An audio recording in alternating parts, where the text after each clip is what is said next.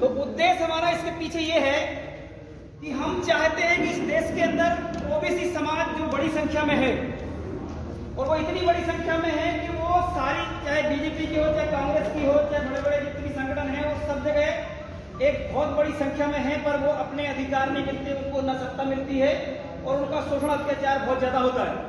इसके बाद भी वो वहां पे ही डटे हुए हैं, क्योंकि उनको कोई एक ऐसा रास्ता या संगठन या विचारधारा नहीं मिल पा रही है जिससे वो उस रास्ते से जाके अपने अधिकार प्राप्त कर सके। इसलिए हमने एक कैडर रखा है कि हम समझेंगे आज कि हम कैसे एक हो सकते हैं और कैसे उन लोगों ने हमें अलग करके रखा है।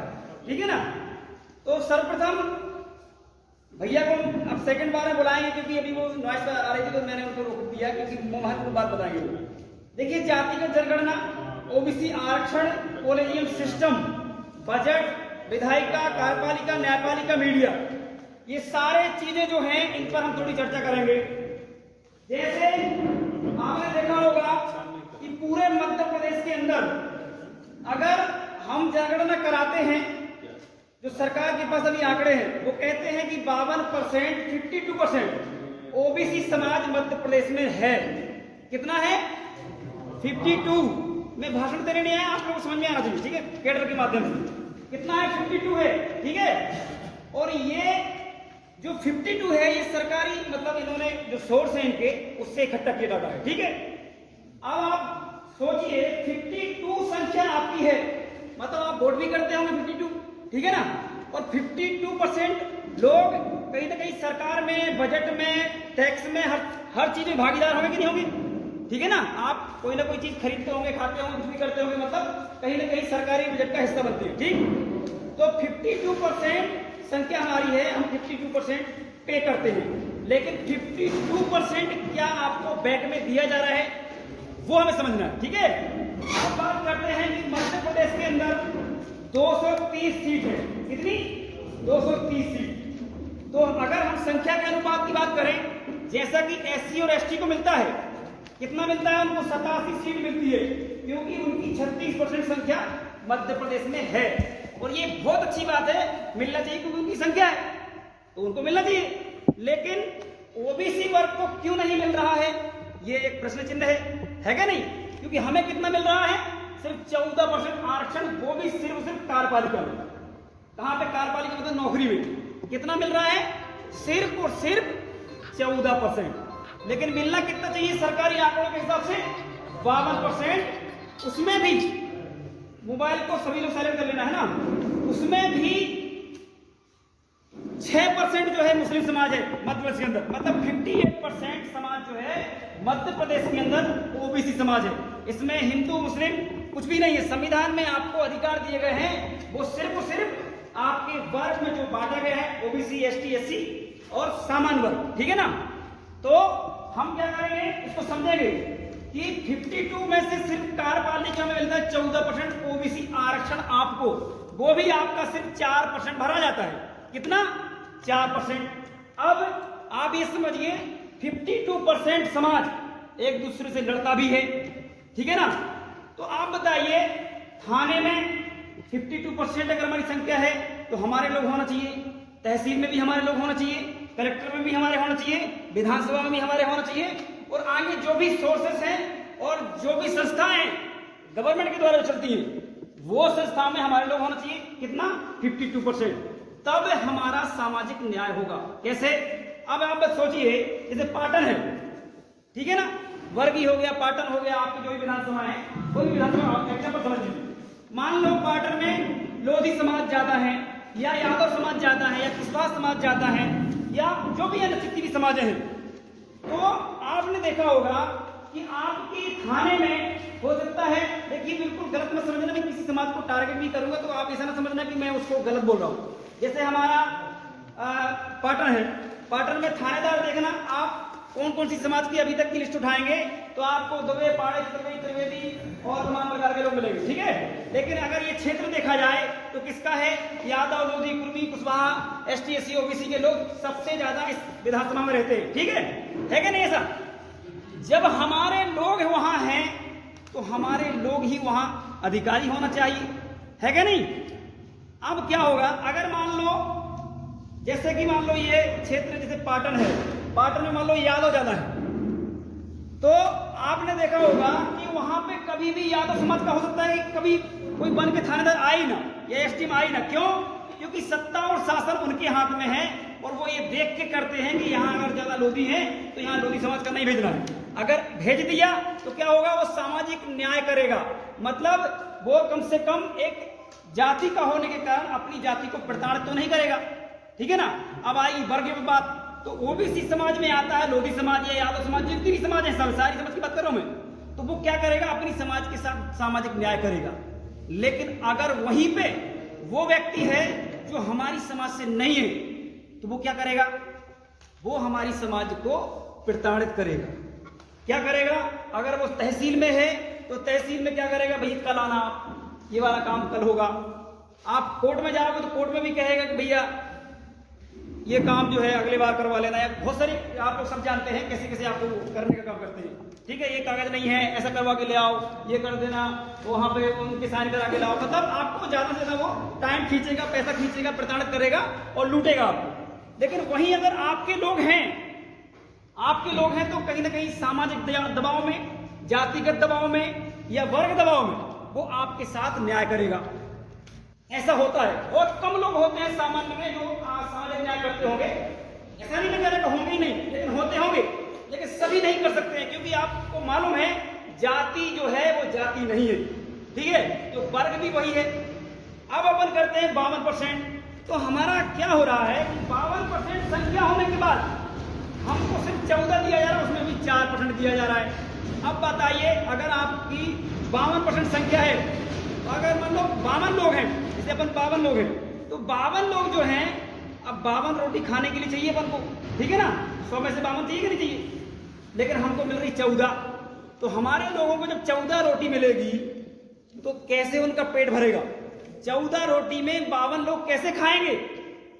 और उनको कितना मिल रहा है, आप समझ लो कि अगर 14 मिल रहा है तो उनको जो बचा हुआ है एससी और एसटी दोनों मिला के हमारा जो है 49.5% आरक्षण है मध्य प्रदेश के अंदर। कितना है? 49.5। और हमारी दोनों की संख्या मिला के अगर आप 58 मिलाएं और 36 को दोनों को मिला के, तो हम लगभग 92% मध्य प्रदेश में हैं। कितना? 92%। मतलब कहने का ये हो गया कि हमारी संख्या 92% है और हमें अधिकार मिल रहे हैं सिर्फ 52%। एससी और एसटी दोनों को मिला के बात कर रहा हूं, तो 8% संख्या को 50.5% हक दिया जा रहा है। मतलब आप समझ जाओ कि जिनकी संख्या 8% है, 7% है, उनको 50 से ज्यादा नौकरी दी जा रही है, 50 से ज्यादा हर फील्ड में उनको दिया जा रहा है। बशर्ते ऐसा भी है कि आपके 49.5% आरक्षण होने के बाद भी आपका बैकलॉग छोड़ दिया जाता है। बैकलॉग मतलब समझ रहे हो?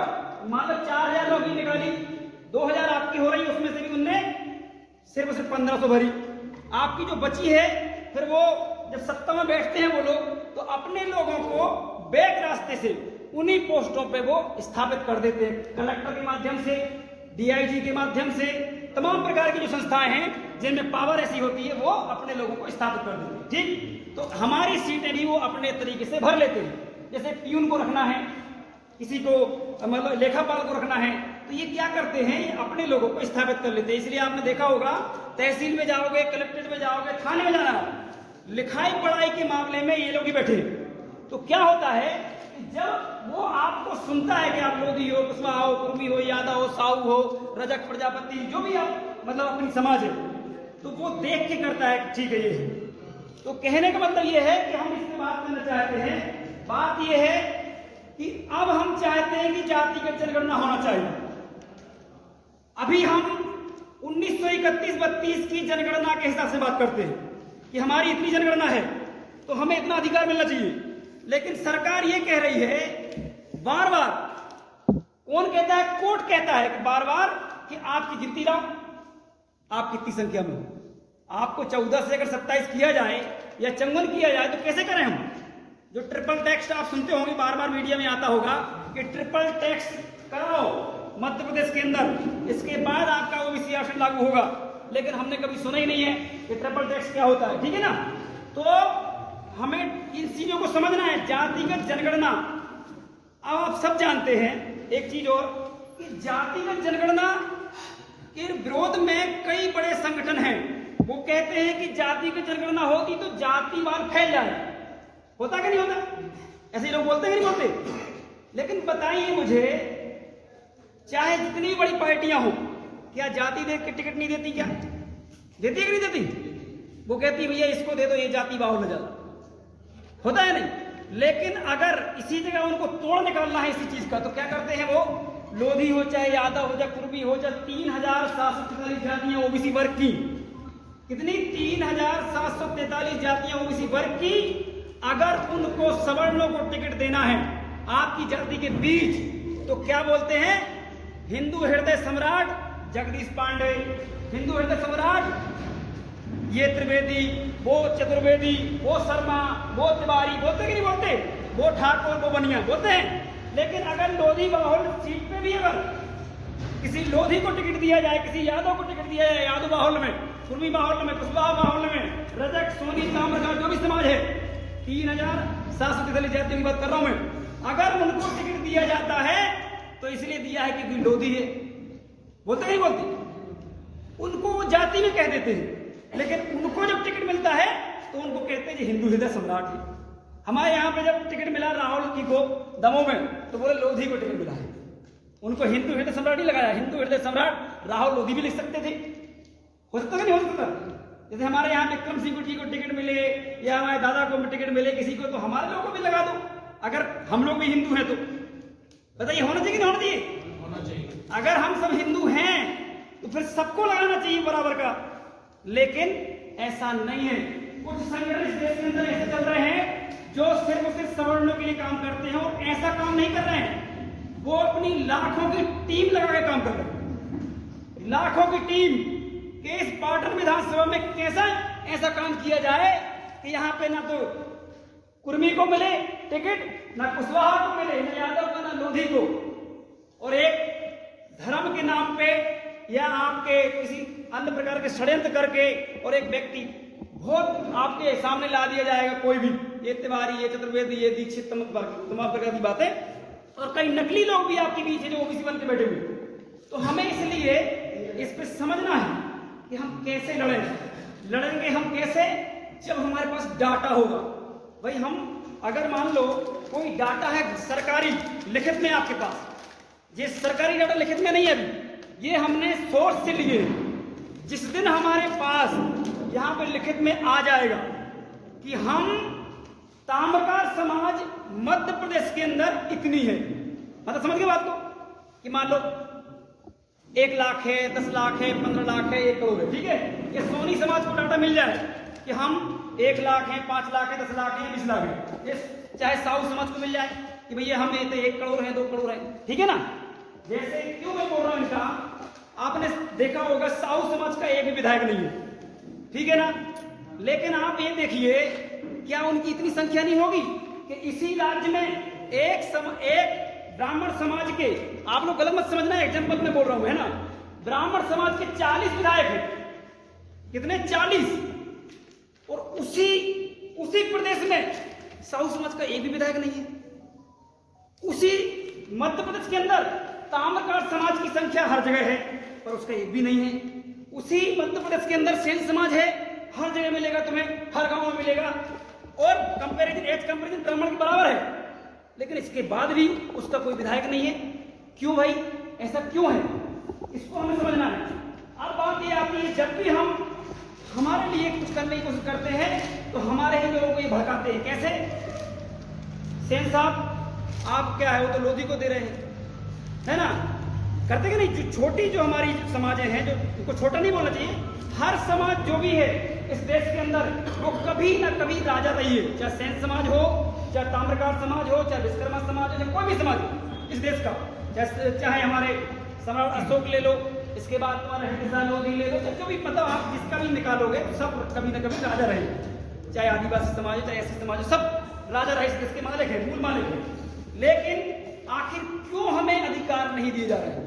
इसका मतलब है इस देश के अंदर जो भी प्लान तैयार किया गया हमें तोड़ने के लिए, कमजोर करने के लिए, कहीं ना कहीं वो हमारे हैं क्या नहीं। ऐसा तो नहीं कि ये लोग कोई और हैं जो हमारे ऊपर कब्जा हुए हैं और हमारी बात हमारे साथ छुआछूत करते हैं। आज हम लोधी समाज के हैं, हमें कोई दिक्कत नहीं है, लेकिन आप लोग सब बैठे हैं, हमारे साथ भी छुआछूत हो जाता है कहीं कहीं, होता है कि नहीं होता बताइए? कोई लोधी है क्या, बताइए किसका छुआछूत हुआ क्या?